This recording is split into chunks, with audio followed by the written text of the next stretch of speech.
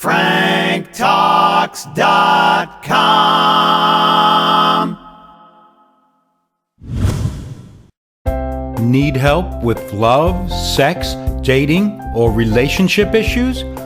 Help from Frank Kermit, the best-selling author and Canada's most international relationship coach, is only a click away at franktalks.com.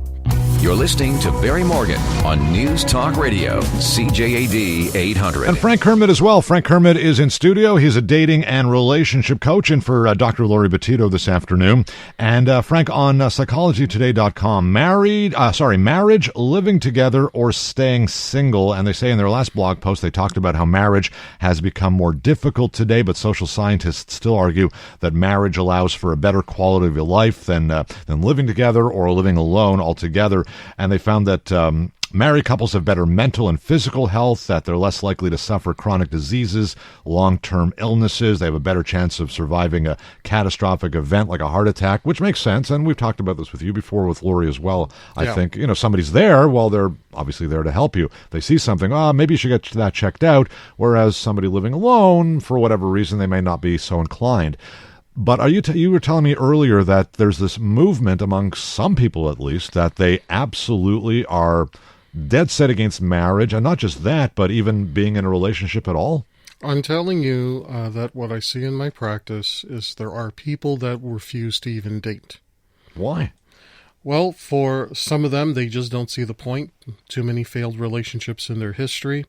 Some of them just don't want to date because they grew up in environments where they witnessed a horrible, let's say, coupling of their own parents. Mm-hmm.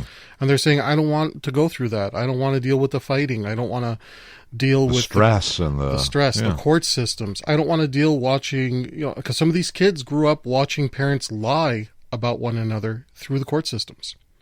And they're saying, I don't want to be a part of that. There's an entire movement of younger men called Men Going Their Own Way. They refer to themselves as MGTOW. Okay. And their attitude is, if you really need sex, go pay for it. But date casually, but don't ever get serious. Don't ever get married. Don't ever have kids of your own. Because of the potential pitfalls. Well, and really, what are you supposed supposed to? Risks. There's a lot of risks. There's a lot of risks. You're talking about a divorce rate that's really high, kids and the stress and the money and all that jazz. And to a certain extent, I might have shared that sort of philosophy a long, long time ago when I was much, much younger.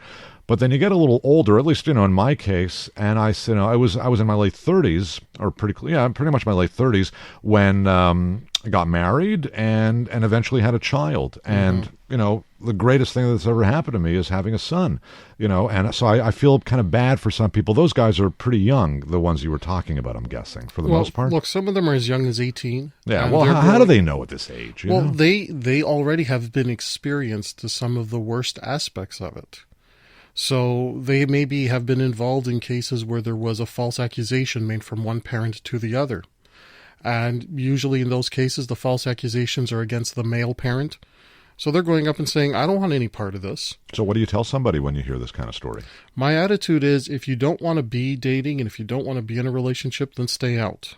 If ever you do want to experience that, that's where I would work on with them is, let's find your ability to choose the right partner for you. But how do you change the mindset, to get rid of the cynicism or the skepticism? The only thing that we can do when somebody has that much angst about it is to look at all of the positives that they would receive if they found the right partner. The key, again, is, can you find the right partner for yourself? Are your expectations reasonable? If what you're looking for actually exists. But if you're battling some kind of trauma, and usually there's always some kind of trauma involved, then what you're looking to do is, at that point, is where I would recommend somebody for therapy. Yeah. Okay. Because this is not a coaching issue per se. Need help with love, sex, dating, and relationships? Visit franktalks.com.